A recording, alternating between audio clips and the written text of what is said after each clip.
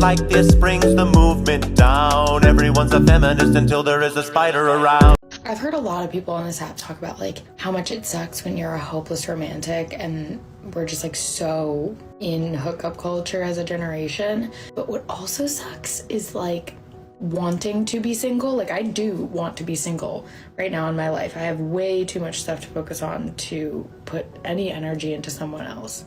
But also having needs and hating one night stands. And you know what? I don't even see what the problem is. I find it funny how you have these women who say, I don't want to put any effort into a relationship, I want to be able to focus on myself, but then you give them hookup culture and you say, fine, you can go out there and do whatever it is that you want to do, and they still complain.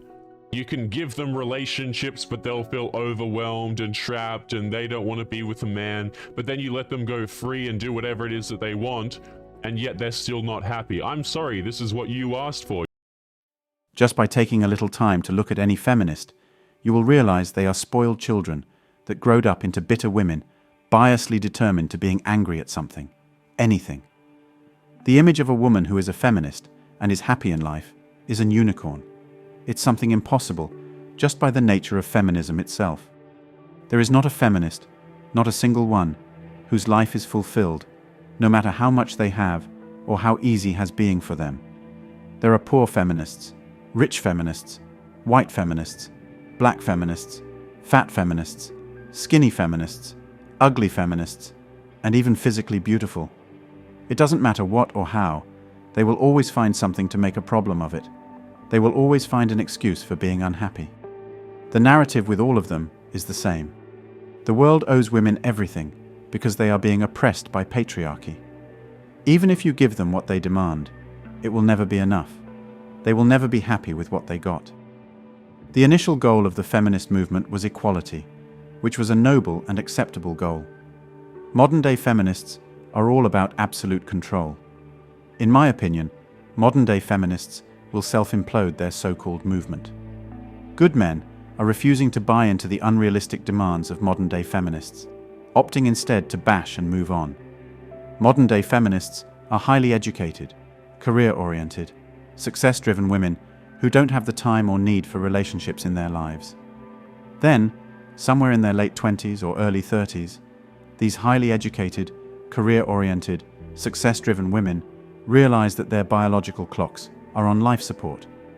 The highly educated, career-oriented, and success-driven women start actively searching for good men, only to find that their highly educated but lesser career-oriented and success-driven sisters have already snatched up most of the available good men.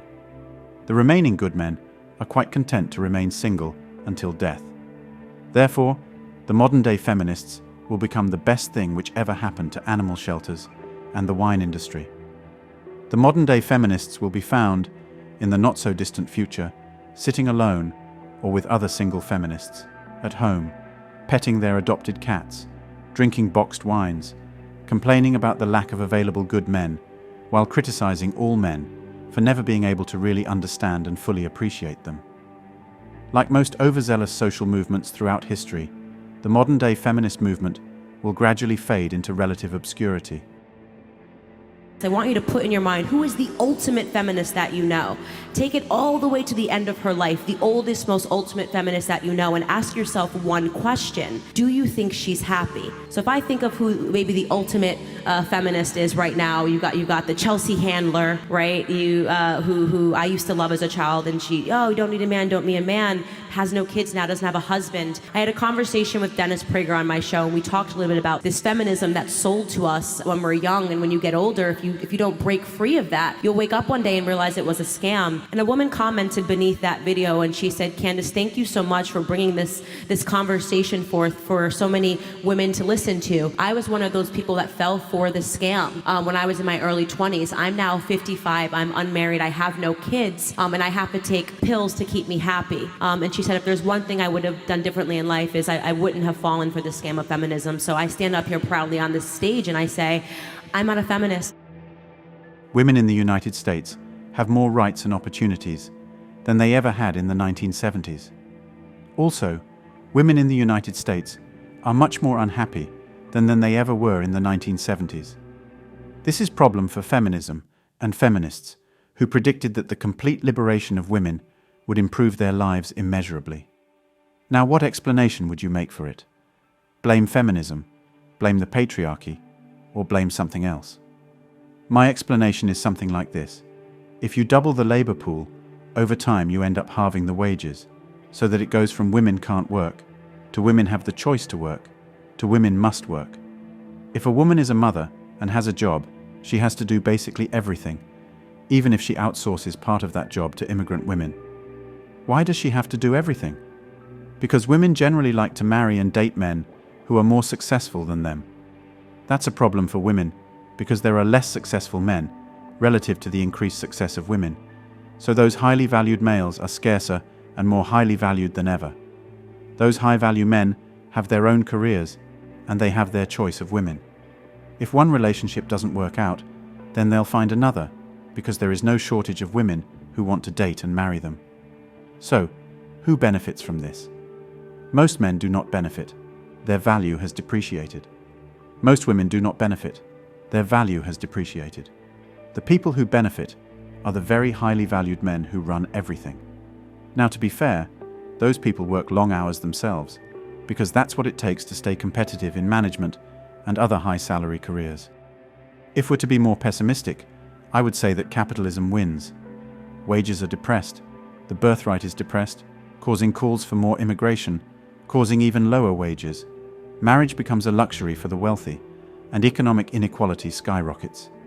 In that sense, feminists are capitalist stooges. Feminism is similar to communism or socialism.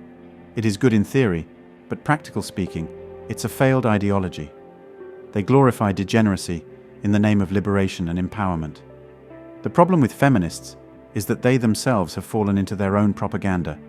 It's fine if you fool males, but if you start fooling yourself, you're doomed.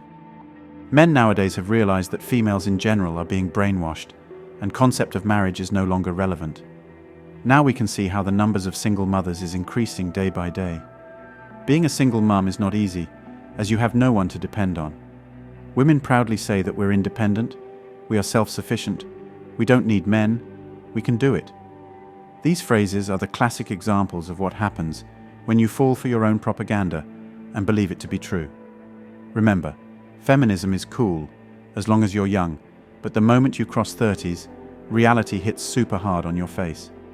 Men would not pay you that much attention as they used to do, and you'll see how younger women around you will get more importance than you.